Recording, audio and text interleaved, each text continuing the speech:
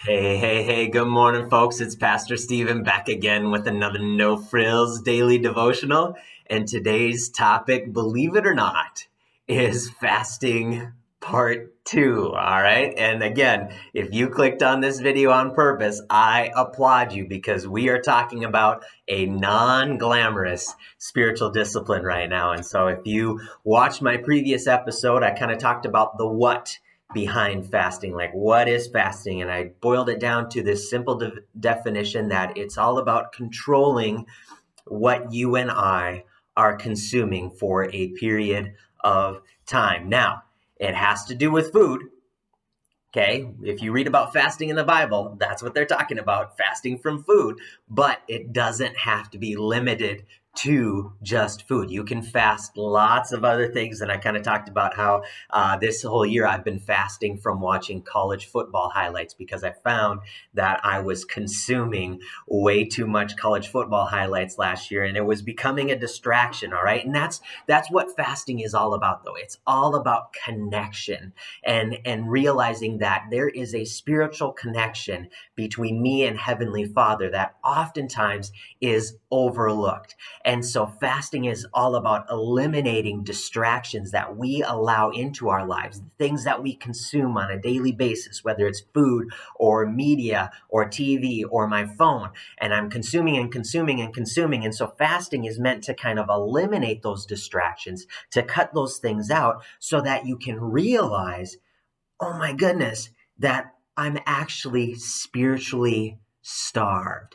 And that's the thing. A lot of times we don't realize how starved we are spiritually because we're filling our lives with so many other distractions. All right. And so fasting is meant to help us to break from those things, those distractions that get in the way, and to help me to realize that I am starving spiritually inside. And it's creating that, helping to cultivate that spiritual hunger so that I pursue that spiritual hunger. All right. Now, a question that might be coming into your mind today would be, well, Stephen, why should I fast? All right. I know you talk about this connection, but kind of give me some of the reasons why I should fast. Now, if you Google benefits of fasting right now, chances are you're going to see a lot of videos or articles that come up regarding the physical benefits of fasting. That's kind of a big thing right now on YouTube, is this thing called intermittent fasting. All right. Newsflash, it's been around since the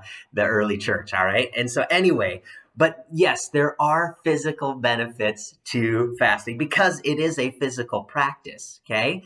But what I want to focus on is making it a spiritual practice. Like, I'm fasting for spiritual connection. And when we make it a spiritual practice with spiritual intentions, there are spiritual benefits to fasting. All right. Well, what are those spiritual benefits to fasting? Well, I'm going to take you to the text today. I'm going to take you back to Isaiah, believe it or not. I'm going to be reading in Isaiah chapter 58. And I want to start by reading verses 3 through 4. And I'm going to uncover the first benefit of fasting, all right? And it starts like this. The Israelites are kind of asking a question, and God's responding to them. He says, "Why have we fasted," they say, "and you have not seen it? Why have we humbled ourselves, and you have not noticed it?"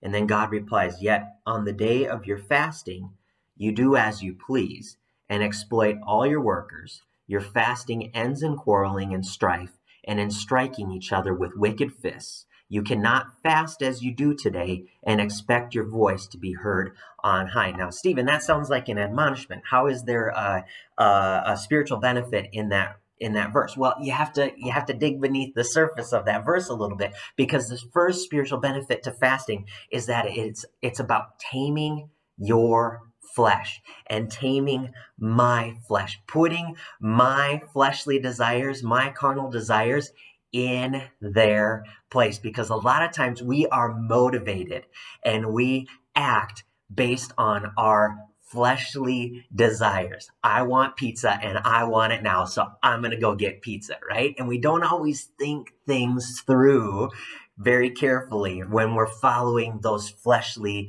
desires, all right? And so it's putting our fleshly desires or our carnal desires in their place.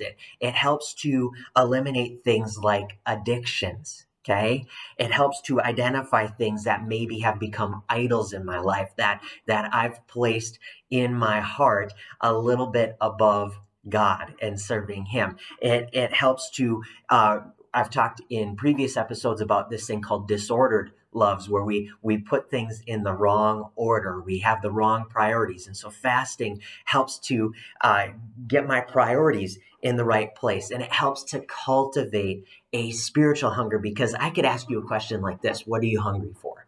Okay, and that doesn't seem like a weird question, right?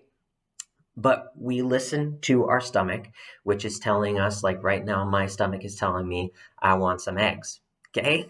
It's just what it's saying right now. Okay. And that doesn't seem weird. I am in tune with my stomach, and I have been for a long time. And you've been in tune with your stomach for a long time. And what fasting does is it stops this connection from being the strongest connection from stomach to my mind that tells me I want eggs right now. And what it does is it helps to cultivate this connection where my spirit is helping me to connect with God's spirit and helping me to desire things from Him, right? And so what fasting does is it helps to tame my flesh. It helps put things in perspective. It helps to eliminate those things that I've put in the wrong place in my life. And okay, so spiritual benefit number one, all right, is it's going to tame my flesh. All right. Spiritual benefit number two is it's going to spread humility and generosity. Let me read to you verses 6-7, again from Isaiah chapter 58. Is not this the kind of fasting I have chosen for you, to loose the chains of injustice and untie the cords of the yoke, to set the oppressed free and break every yoke?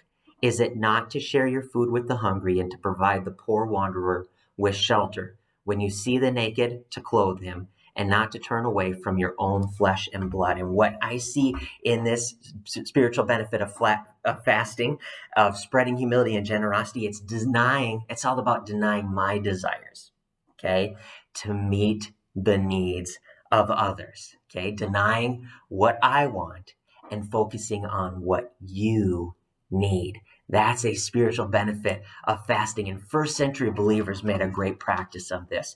They would fast 2 days a week. They'd often fast on Wednesdays, and on Fridays.